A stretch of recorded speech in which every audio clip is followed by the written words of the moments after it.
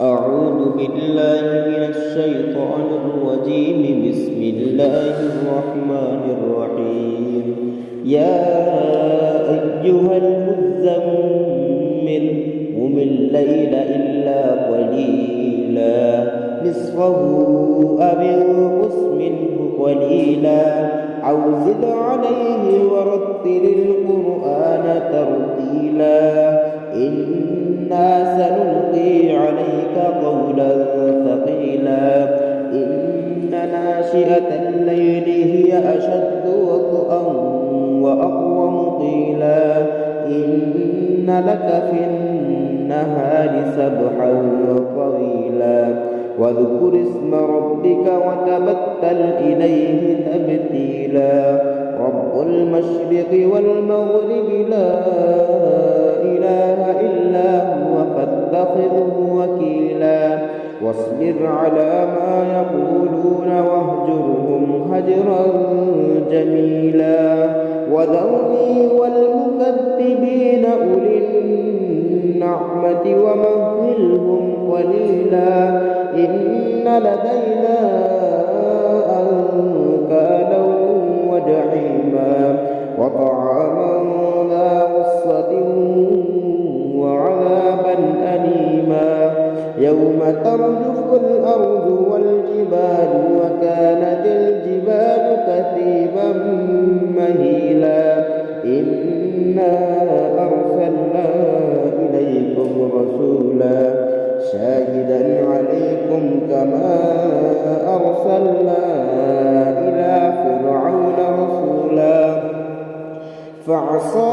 فرعون الرسول فأخذناه أخذا وبيلا فكيف تتقون إن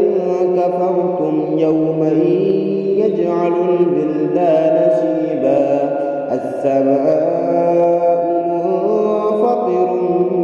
به كان وعده مفعولا إن هذه تذكرة فمن شاء اتخذ إلى ربه سبيلا إن ربك يعلم أنك تقوم أدنى من ثلثي الليل ونصفه وثلثه وطائفة من الذين معه والله يقدر الليل والنهار علم أن لن تحصوه فتاب عليكم فاقرؤوا ما تيسر من القرآن علم أن سيكون منكم مرضى وآخرون يضربون في الأرض يبتغون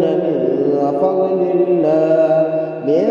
فضل الله وآخرون يقاتلون في سبيل الله فاقرؤوا ما تيسر منه وأقيموا الصلاة وآتوا الزكاة وأقرضوا الله قرضا حسنا وما تقدموا لأنفسكم من خير تجدوه عند الله هو خيرا